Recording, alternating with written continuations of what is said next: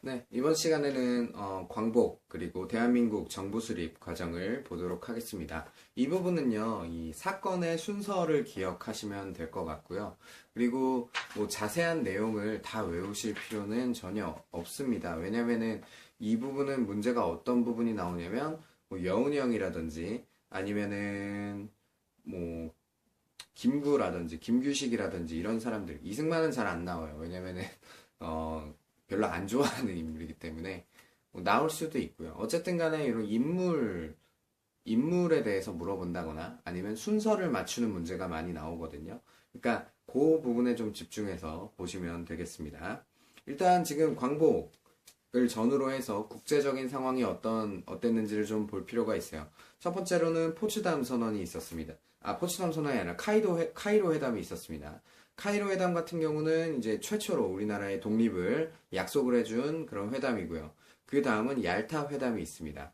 얄타 회담 같은 경우는 이제 소련이 2차 세계대전 끝자락에 숟가락을 얹으려고 참가한 그런 회담이었고요. 그 다음에 포츠담 선언이 있습니다. 포츠담 선언 같은 경우는 우리나라의 독립을 이제 카이로 회담에서 그 약속을 해줬잖아요. 그걸 다시 한번 보장을 해줍니다. 재약속을 해줘요. 그래서 이게 국제적인 상황이었습니다.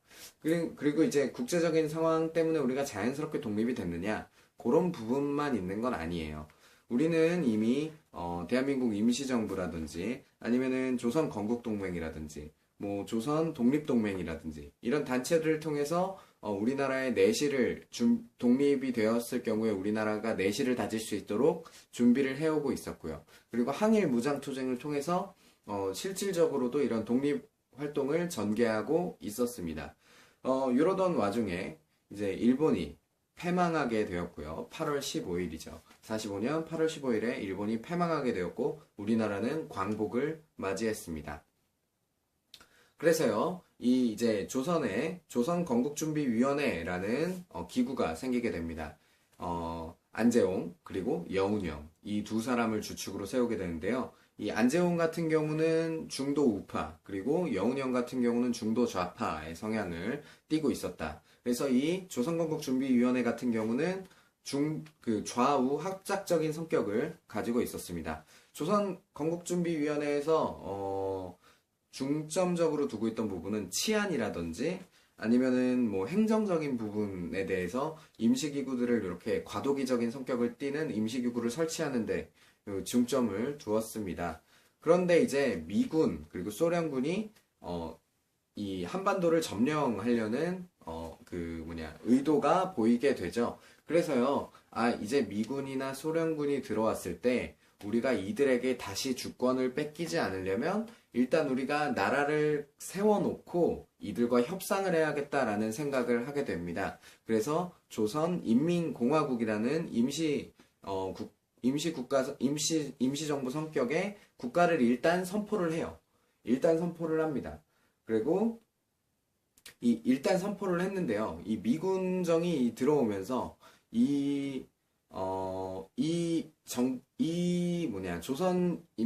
조선인민공화국에 대한 이 조선인민공화국은 나중에 나오는 조선민주주의인민공화국, 그러니까 북한이랑은 다른 겁니다.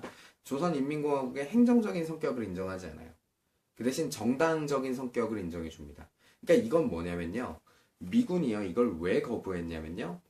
지금 대한민국 이걸 왜 거부했냐면, 이 시기에는요, 사회주의자들이 판을 치고 있던 시기였어요. 그러니까 미군은 지금 대한민국, 이 한반도에 사회주의 정부가 들어설까봐 겁이 나는 겁니다. 근데 소련은 반면에요, 지금 이 나라 사람들이 뭐 정권 세우려고 하고, 뭐 이렇게 나라 세우려고 하는 거 그냥 지켜보고 있으면 되는 겁니다. 왜요? 사회주의자들이 더 많으니까요. 그러면 자연스럽게 사회주의 국가가 수립이 됐겠죠. 근데 미국 같은 경우는 지금 우리나라 스스로 건국을 위해서 뭐 정부를 수립한다든지 아니면 행정적인 성격의 뭔가를 만든다든지 하면 사회주의 정부가 들어설까봐 겁나는 겁니다. 그래서 이거를 거부하고 제지하게 되는 거예요.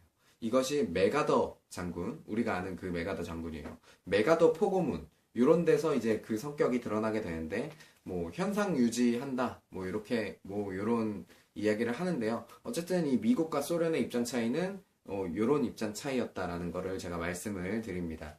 그래가지고요. 지금 조선인민공화국이 부정을 당한 거예요. 조선인민공화국이 부정을 당했고, 그리고 대한민국 임시정부가 지금 들어오지 못하는 상황이 된 겁니다. 왜냐하면 미군은요, 행정적인 성격의 조직은 인정하지 않았거든요. 그러면은 대한민국 임시정부가 지금 정작 한반도로 들어올 수가 없는 상황이 되는 거죠. 지금 이런 상황입니다. 그냥 지금 제가 지금 설명드리는 건 약간 스토리식으로 이해하시면 되겠습니다. 중요한 부분이 나오면 제가 요거 기억하세요, 요거 기억하세요 이렇게 말씀드릴 테니까요. 자, 그래서요.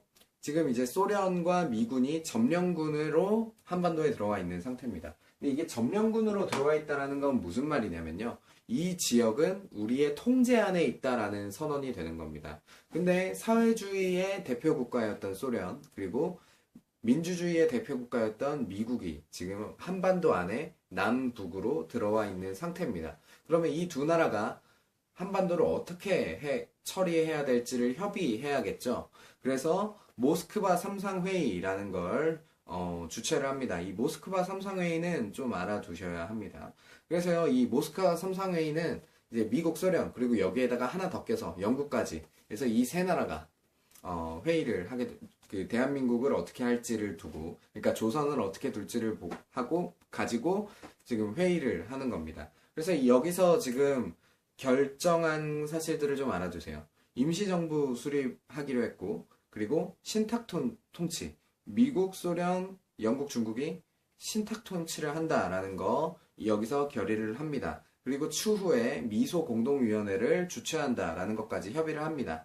근데요, 이 모스크바 삼상회의의 이 뭐랄까 신탁 통치 부분에 있어서 좌파와 우파가 입장이 갈리게 됩니다. 이 신탁 통치는요, 임시정부. 이 신탁 통치는요, 옵션이라고 할까요? 이건 최대 5년이에요. 최대 5년.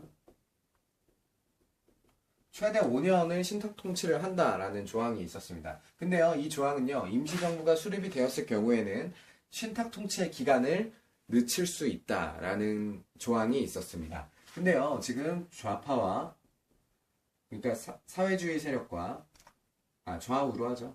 좌파와 우파가 이 두 가지를 놓고 입장이 갈리게 되는데요. 그 한 언론사에서 이것에 대한 보도를 소련이 신탁 통치를 찬성했다라는 방향으로 보도를 합니다. 근데요, 사실 신탁 통치 기간을 늘리고 싶어 했던 건 미국이었어요. 왜냐면 아까 말씀드렸잖아요. 미국은 지금 가만히 냅두면 사회주의 정부가 들어서겠다라는 걱정을 하고 있어요. 그러니까 자기들의 손아귀에 더 오래 가지고 있어야 사회주의 세력들 정리하고 민주주의 국가를 세울 수 있는 겁니다. 그러니까 이 우파는요, 애초에 반대예요. 애초에 반대. 잠깐 꼬였어요. 지금 그래가지고 지금 미국 같은 경우는 신탁 통치를 길게 하고 싶었어요. 근데 보도는 오히려 소련이 찬성했다라고 나간 거예요. 물론 소련도 찬성했지만 기간은 짧게 가져가고 싶어 했겠죠. 왜냐면 지금 그냥 내버려두면 사회주의자들이 알아서 사회주의 국가를 세웠을 테니까. 근데 이 사회주의자들이 소련이 찬성했다라는 걸 듣고 이게 무슨 소리야? 소련이 신탁 통치 왜 찬성을 해야 되는 거야? 지금 말이 안 되는 거잖아. 라는 반론을 가지게 되고, 그리고 사회주의자들은 또 독립운동을 열심히 해왔던 사람들이잖아요. 그러니까 이러다가 또 지금 여기에 지금 다른 나라에다가 우리나라의 운명을 맡겨야 되나? 이런 생각도 분명히 했을 겁니다. 하지만 이제 지금 가만히 냅두면 사회주의 이렇게 들어설 판인데 왜 지금 소련이 신탁 통치를 찬성을 했을까라고 지금 의문을 가지고 있는 거예요. 그래서 좌파는 처음에 신탁 통치에 대해서 반대를 합니다. 그 우파도 여전히 반대예요. 우파도 반대입니다. 우파는요, 지금 이것만 보는 거예요. 신탁 통치라는 부분만 보는 겁니다. 왜? 우리는 다시 외세에 우리나라의 운명을 맡기지 않겠다라는 그런 의지를 표명하고 있는 겁니다. 근데요, 좌파에서 다시 한번 잘 생각해 보니까 아까 제가 처음에 말씀드린 조항이 있었죠. 신탁 통치의 기간은 줄여나갈 수 있다라고 말씀드렸잖아요. 그러니까 좌파 같은 경우는 임시정부를 수립하고 신탁 통치 기간을 줄여나가는 방향으로 입장을 선회하게 됩니다. 그래가지고 좌파는 총체적으로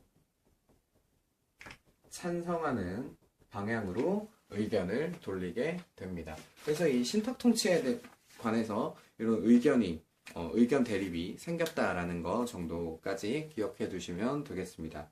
그래서 이때 뭐 대립한 건 이제 박헌영이랑 뭐 김구 그리고 이승만 요런 사람들이 대립을 했겠죠. 박헌영 대 김구 이승만 뭐 요렇게 대립을 했겠죠. 박헌영 같은 경우는 극좌, 그리고 김구는 극우, 그리고 이승만도 극우. 뭐 껴주고 싶지 않지만 어쨌든 뭐 그렇게 구분을 할 수 있으니까요. 그리고 이 이후에 이제 이 모스크바 삼상회의에서 미국과 소련이 다시 한번 모여가지고 한반도에 대한 얘기를 하기로 했잖아요. 그게 미소 공동위원회잖아요. 위원회입니다. 이 1차 미소 위원 공동회, 2차도 있다는 얘기겠죠. 미소 공동위원회도 중요해요. 미소 공동위원회 같은 경우는 이제 요거는 미국과 소련의 대립이 등장을 하게 되는데요. 죄송해요. 미국 같은 경우는요. 이 미소 공동위원회에는 참여하고 싶은 세력은 모두 참여하게 해야 된다라고 주장을 해요. 근데 소련 같은 경우는 무슨 소리냐? 이건 모스크바 삼상회의의 연장선상인데 그럼 모스크바 삼상회의에 긍정적이었던 모스크바 삼상회의에 참여했던 사람들이 다시 참여해야 되는 거 아니냐라는 걸 가지고 입장의 대립을 가져갑니다. 그래서 결국 휴정이 돼요. 그러니까 결론을 내리지 못하고 쉬게 되는 거죠. 그리고 이 휴회를 하게 되고, 근데 여기서 아주 중요한 사건이 등장합니다. 이승만의 정읍 발언이 등장해요. 요거 좀 표시해 놓으세요. 이 이승만이 정읍 발언을 했다라는 건 이거는 김구라든지 김규식이라든지 이런 사람들 입장에서는 이건 말도 안 되는 말을 이승만이 던져버립니다. 이승만 같은 경우는 정치적인 소환이 되게 뛰어났던 것 같아요. 예전에 대한민국 임시정부에서도 한번 이렇게 국제연맹에다가 가가지고 대한민국 이렇게 통치해달라라고 이렇게 선언을 해버리잖아요, 자기가. 이번에도 이승만이 요 상황을 정치적으로 이용하면서 요 좌우의 대립을 정치적으로 이용을 하면서 그럼 남한만 정부 세우면 될 거 아니냐라는 선언을 해버립니다. 그것이 바로 정읍사건. 그래서 이 정읍사건을 계기로 이제 남한만 그럼 단독 정부 세우면 되겠네. 북한은 알아서 북쪽은 알아서 사회주의 정부 세우면 되겠네. 여기는 알아서 남한 민주주의 정부 세우면 되는 거 아니야. 뭐 이런 의견이 갈리게 되니까 이제 한참 이 대한민국을 이 조선을 독립시키려고 했던 이 사람들은 야 우리 민족이 이렇게 분열되는 게 말이 되냐. 그러다 진짜 그렇게 될 수도 있겠다라는 걱정을 하게 되는 거예요. 그래서 그것이 바로 그런 상황을 이제 막기 위해서 한 것이 이제 좌우 합작 운동이다라는 거 아시면 되겠습니다. 이 좌우 합작 운동 같은 경우는 여운형 그리고 김규식. 여운형은 중도 좌파, 김규식은 중도 우파. 이렇게 보시면 되겠습니다. 아까 중도 우파 한 명 더 있었죠? 안재홍 같은 사람. 그래서 이 좌우 합작 운동을 통해서 여운형, 김규식 이런 사람들이 만나가지고 이제 좌우합작 7원칙이라는 걸 결의를 해냅니다. 그 좌우합작 7원칙이라는 건 뭐였냐면요. 임시정부를 수립하자. 그리고 미소 공동위원회 다시 재개하자. 그리고 친일파 숙청하자. 유상매입 무상분배하자. 그리고 남조선의 과도입법 이원 이거 미군정 동의하에 이제 그 법을 제정하자. 뭐 이런 거를 이제 7개 조항을 결의를 합니다. 근데요, 임시정부 수립하자, 그리고 미소 공동위원회 재개를 촉구한다. 이거는요, 좌우가 모두 동의합니다. 근데요, 친일파 숙청, 유상매입 무상분배, 남조선 미군정 동의하에 법 제정하자. 이 경우 같은 경우는 좌우가 입장이 갈리게 돼요. 근데 뭐 다른 건 그렇다고 칩시다. 유상매입 무상분배. 요거는 이제 우리 이제 자본주의 입장에서는 그런 게 어딨냐라고 생각할 수도 있을 거고요. 그리고 뭐 법 제정하는 것도 의견이 충분히 갈릴 수 있죠. 근데요, 친일파 숙청은 왜 의견이 갈렸을까요? 이 부분은 이제 아까 모스크바 삼상회의 전으로 좀 가야 되는데요. 메가더가 포고문을 날렸다고 했죠. 그래서 미군 같은 경우는 그러니까 메가더 포고문까지 뭐 가면 복잡하니까요. 지금 좌우가 지금 대립을 하고 있는 상태였죠. 언제 뭘 두고 신탁 통치를 가지고. 근데 광복 이후에 이 친일파들은 바퀴벌레처럼 살아남아 있었습니다. 근데요, 이 국가적인 상황을 보니까 친일파들이 자기들이 살아남기 위한 수단으로 이 좌우 논쟁을 이용하게 되는 겁니다. 그래서요, 이 친일파들이요, 여기서 어떻게 둔갑을 하냐면요, 반공투사. 그러니까 사회주의, 그리고 공산주의에 반대하는 반공투사로 둔갑을 하고 우파 세력에 합류를 합니다. 그래서 이 친일파들 같은 경우는 계속 바퀴벌레처럼 살아남아 있을 수 있게 된 거죠. 그러니까요, 우파들 같은 경우는 이 좌우합작 운동에서 좌우합작 실현 측에서 친일파 청산하자 이거에 대해서 반대하게 되는 겁니다. 그러니까 모두 반대한 건 아니겠죠. 근데 이 친일파 세력들이 우파 안에 들어가서 이거 반대했겠죠. 그쵸? 네, 뭐 말하면 답답하니까 그만하도록 하겠습니다. 근데 이게 처음에는요, 미군정이 이 좌우합작위원회 같은 거를 이제 동의를 해줬어요. 그러니까 지지를 해줬어요. 근데 이렇게 좀 두고 보니까 이제 미군정이 요거에 대해서 지지하지 않게 되었고요. 그리고 이게 여기에는 이제 중도 좌파, 중도 우파들이 참여했지, 극우파, 극좌파, 뭐 예를 들면 이승만이라든지 박헌영이라든지 김일성이라든지 이런 사람들은 이제 참여하지 않게 된 거죠. 네, 참여하지 않게 된 거죠. 그렇기 때문에 이 좌우합작위원회는 자연스럽게 결렬이 되게 됩니다. 이 이후에요, 2차 미소 공동위원회가 열리는데요. 2차 미소 공동위원회도 좀 해두세요. 그래서 2차 미소 공동위원회는 계속 논쟁했던 그거 있잖아요. 이제 참여를 누가 해야 되느냐. 요거 가지고 논쟁하다가 완전히 결렬을 해버립니다. 그리고 이거를 유엔에 넘겨버려요. 그래서 유엔에서는요, 이걸 어떻게 결정하냐면, 야, 그럼 인구 비례 총선거 해라. 인구 비례해서 총선거 해라. 라는 결의를 내립니다. 그리고 우리나라에 유엔, 뭐지, 이거? 이거 이름이 복잡해서 계속 봐야 돼요. 유엔 한국임시위원단을 파견을 해요. 유엔 한국임시위원단. 이 사람들이 이제 인구비례 총선거를 이제 관리하는, 그런 위원단이었겠죠.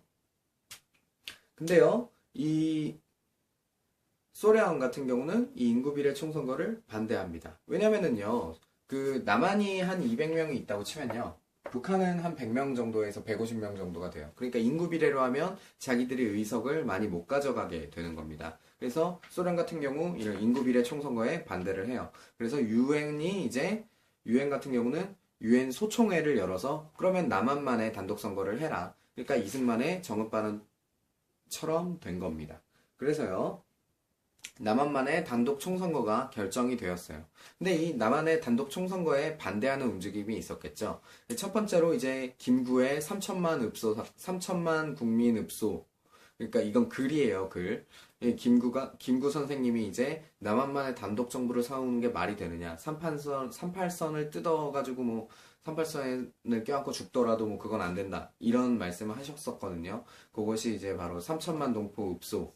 그거고요. 그리고 두 번째 같은 경우는 제주 4.3 사건. 근데 이 제주 4.3 사건은요, 사실,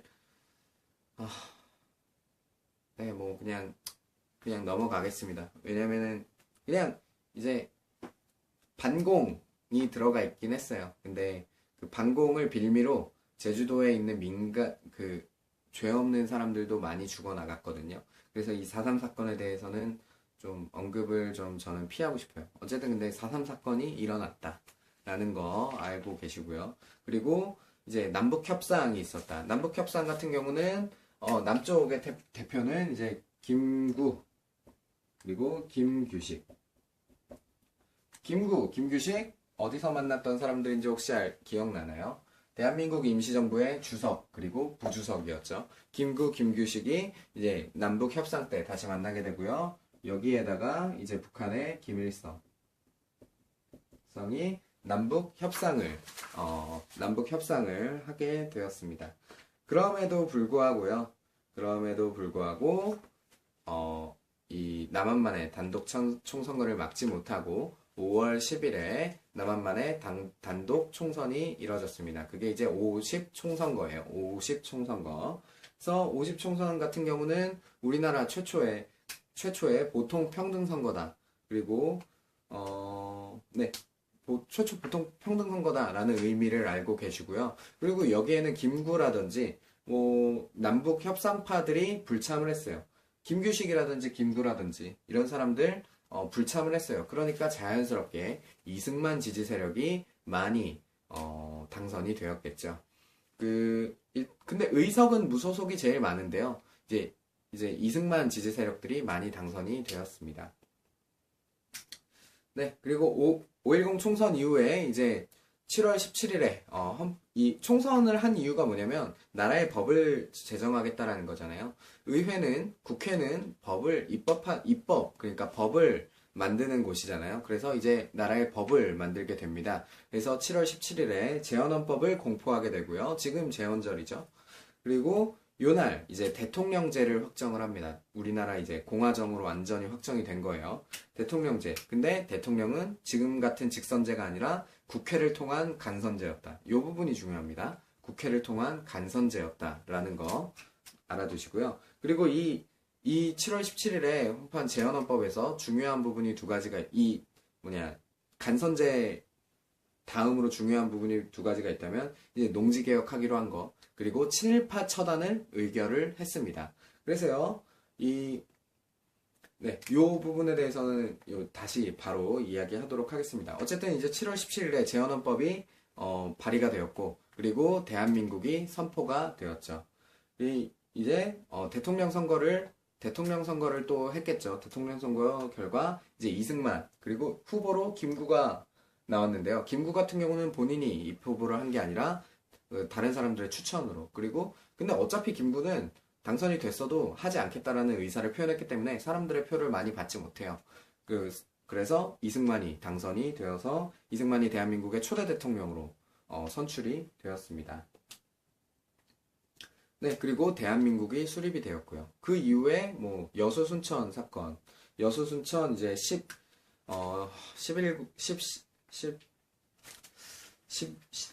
11구 사건이라고 10월 19일에 일어난 사건인데요. 요거는 아까 4.3 사건의 연장이에요. 이 여수 순천에 있는 군인들한테 4.3 사건의 그 잔당들을 처단하러 가라라고 했는데 그거에 대해서 반대하고 이제 들고 일어난 그런 사건인데요. 요 때도 마찬가지로 여수 순천에 있는 무고한 사람들이 많이 죽어나갔습니다. 되게 슬픈 사건이에요. 그리고 우리나라가 이제 대한민국을 수립하자마자 북한에서는 조선민주주의 인민공화국을 선포를 했죠.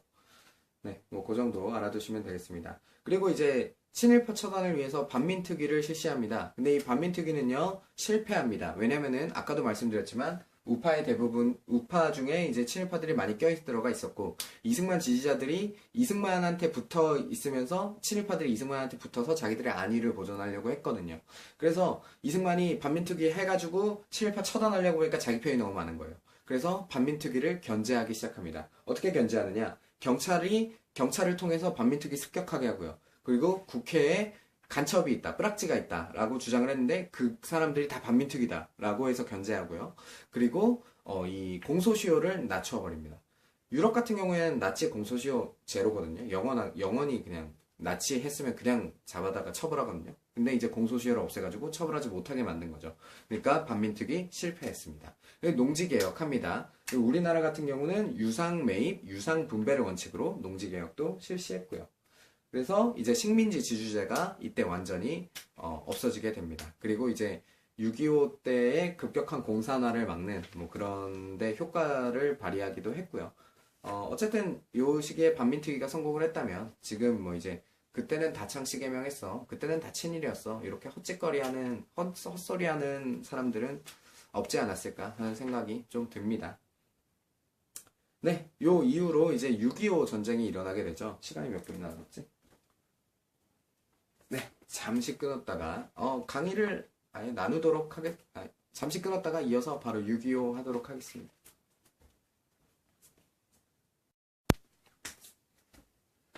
네, 돌아왔습니다. 이제 6.25에 대해서 보도록 할게요. 이제 대한민국이 선포가 되었고, 북한 같은 경우 조선민주주의 인민공화국이 선포가 되었습니다. 근데 이 6.25 전쟁을 전후로 한 또 국제 상황을 알아봐야겠죠. 일단 미국이 에치슨 선언이라는 걸 합니다. 에치슨 선언이라는 건 뭐냐면요. 미국의 이제 국가 방위 체제, 라고 해야 될까요? 이렇게 동아시아가 있으면, 이 에치슨 선언을 통해서 미국이 방어해야 할 그 에치슨 라인, 그러니까 미국이 방어해야 할 그 구역을 선언을 한 거예요. 근데 그 구역에서 우리나라가 빠져 있습니다. 우리나라가 빠져 있어요. 그러면은 이제 미군이 철수하게 되겠죠. 그래서 미군이 철수해서 우리나라의 국방력은 약해져 있는 상태였습니다. 그리고 그 당시에는 이 석탄이라든지 이런 지하 자원들을 바탕으로 북한이 우리나라보다 경제적으로 더 발달되어 있는 상태였고요. 그리고 소련이 군사적인 지원을 약속합니다. 소련이 군사적인 지원을 약속을 해가지고요.